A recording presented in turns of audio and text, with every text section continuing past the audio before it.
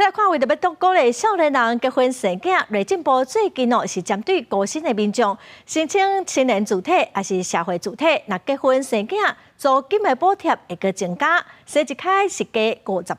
生第二胎搁再加50%。也毋过有民众是认为，干那补助是无啥路用，应该彻底来解决厝价上贵悬的问题。小资化国安危机愈来愈严重，行政院长杜英泰13表示，面对问题，内政部要推出混育体，带伫青年主体或者是社会主体单身民众，若结婚生囡仔，租金补贴会阁增加，而且生一体就加50%，阁生一体阁加50%。针对大约台湾有20万户的婚育的这个家庭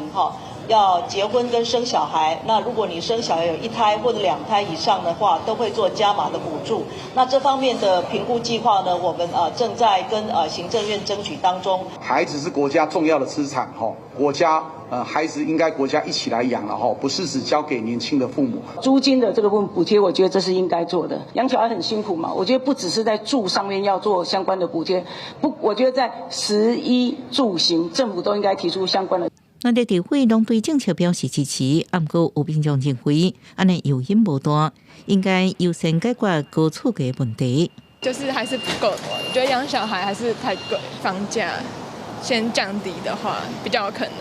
因为我也是想要先买房，然后再生小孩的。我如果还在租房子的话，就是我可能不会这么快想要，现在还有另外一个小孩的负担。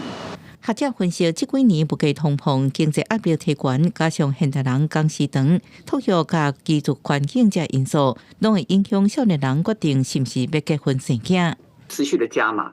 或者推出婚育债，那你顶多是维持还在我们的这个生育率在0.9到1，还是1以下，除非我刚讲的观念要改变。学者建议，执政者应该创造婚姻甲家庭价值，另外一方面也为教育定根，而且为每一个方面强化婚姻甲家庭的观念。公视新闻采访报道。